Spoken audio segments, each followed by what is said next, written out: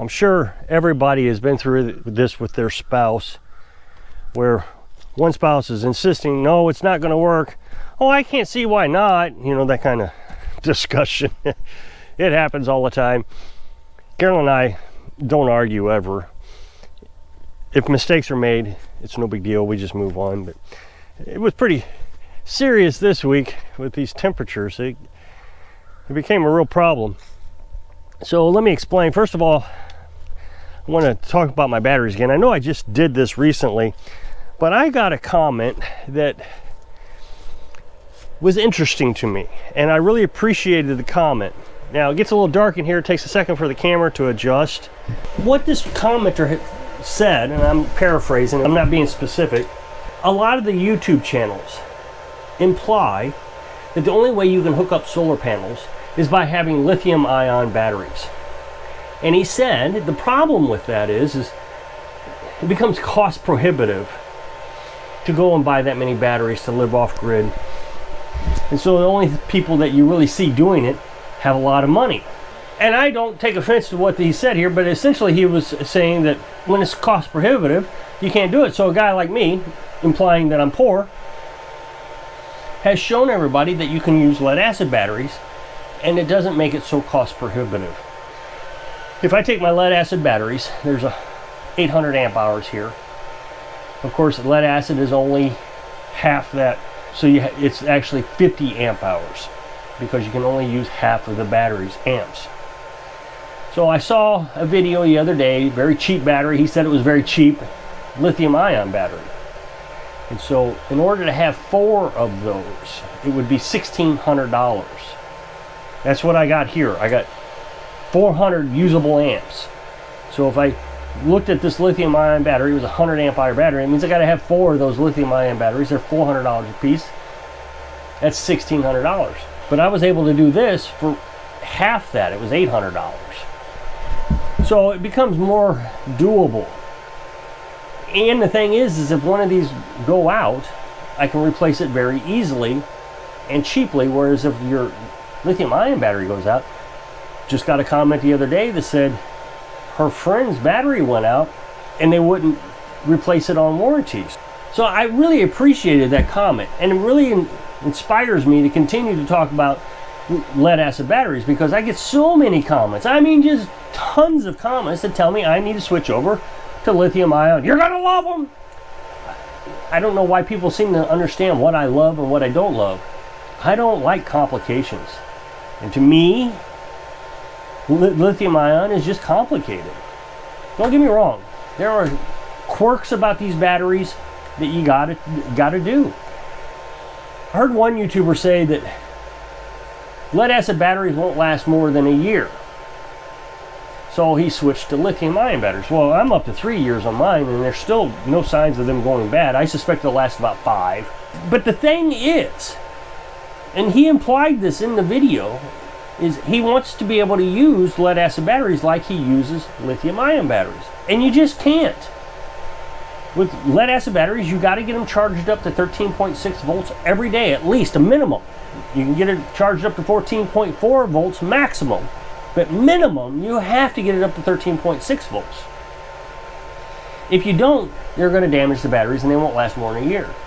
You can't use these batteries more than half. So when the battery reaches 12.3 volts, you got to charge the battery. You can't let it run down until your inverter's squealing at you, saying that you don't have enough battery in it.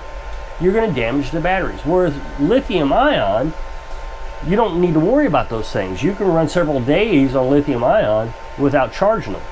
Now, I have heard that you can run lithium ion down to 0. I've heard that on YouTube videos. But every time I read anything online from the manufacturer, it says 30 or 20%. You can't get them below 20 or 30%. So, of course, I would follow the instructions of the manufacturer, and I wouldn't let them get below 20 or 30%. So you just heard that other inverter kick on. I've got it on. I should have shut it off when I got in here. I've got it on because I was running the well, and when I shut it off, the fan was still running. So I just wanted to let it run and cool off. So I'm going to shut it off. Now it'll still run that it's shut off, so it will continue to cool and then it will shut off. I wasn't aware of that until just now. So I would assume that living off lead acid batteries takes a little bit more mindset and a little bit more diligence so you don't hurt the batteries. So one of the things I always do is when we go grocery shopping and we get meat from the grocery store, it's not frozen. So we put it in the freezer, and then that night when the freezer's still running, it's going to run for 3 days. And I don't think people realize that. When you put meat, even if your freezer's 3/4 full, you put meat in it that's not frozen, it makes the freezer run for 3 days. Well, about 2.5 days. So we go shopping early in the morning, put the meat in the freezer by no later than noon. The sun runs the freezer all day long with the solar panels. And then at nighttime, I got to run the generator. So what I do is I run the generator. It turns on this battery charger. I would do this one, but this one, some reason, overloads the inverter after a while. It doesn't matter. This one seems to work better. They're both identical, basically.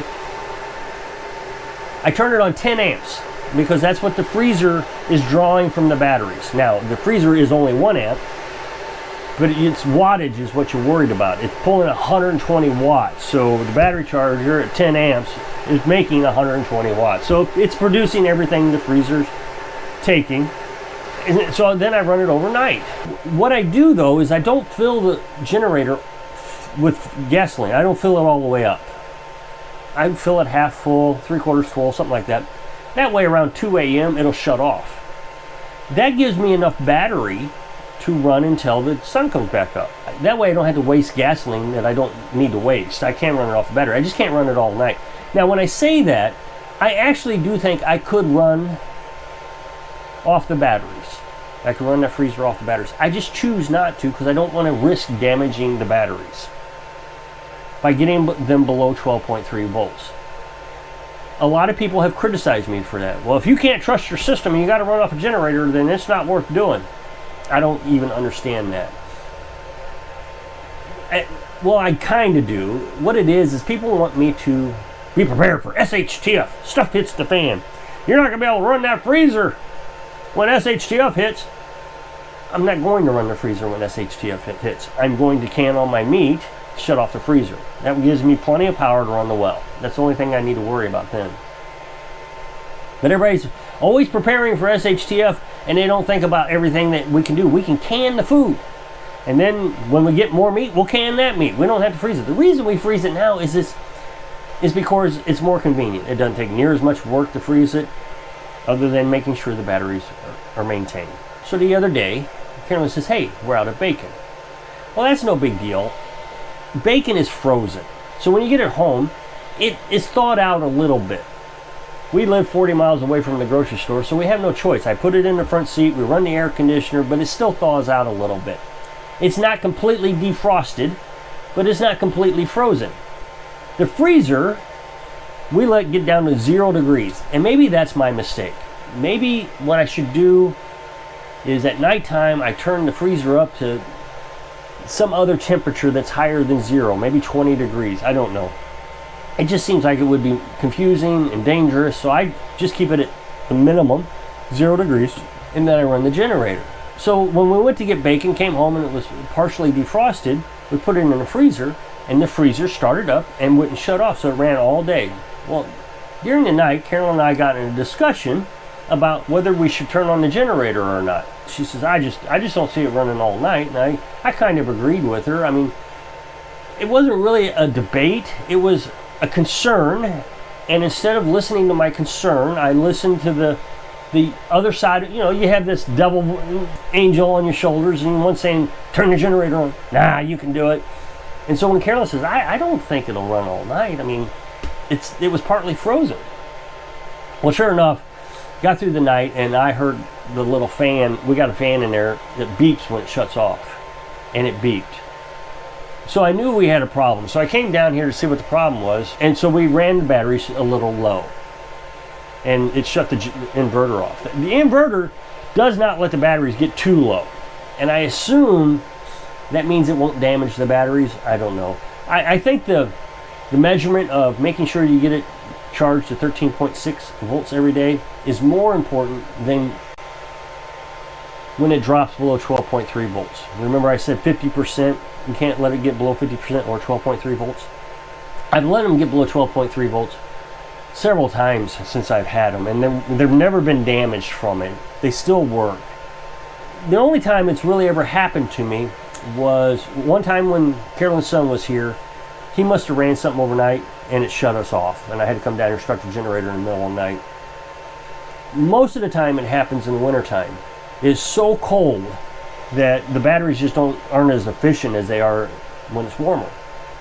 So you'll get it below 12.3. I've never gotten it so low that it shut the inverter off during the winter, but 2 times this summer now it is shut off because I've gotten it too low. So that kind of clued me in that I probably can't run the freezer through the night without risking damaging my batteries. So it was a lesson learned, that one that I didn't want to really try because I'd always thought that maybe I should run the generator. This time I know that anytime we go to the grocery store and we buy meat and put it in there, I'm just going to run the generator overnight, and then the next day I can see how we're doing. It ran, unbelievably, it ran from noon when we got home, 24 hours, and it ran again all the way until about 9 p.m. before it shut off on its own. And that was frozen bacon. So your freezer uses a lot of energy. Now, here's the other thing that I think might have happened to us, is it is really hot outside. We've been getting into the hundreds. So I Googled it today, and you're not really supposed to let your freezer get into temperatures of 110 and above. Well, we're in the hundreds. So last night, I decided that I would take that little vent panel off the side of the freezer, and I put my hand on the compressor. It was blistering hot. It was really hot. So it had been running so much in this hot weather. So I took a fan. It's the fan that I usually have running right here. I took it out of here. I took it up there, and I blew it on that compressor with the vent off. I'm going to leave that vent off and leave that fan running on there just to help keep that compressor cooler. What it is, and I learned this on the submarine. I used to work on refrigeration unit on the submarine.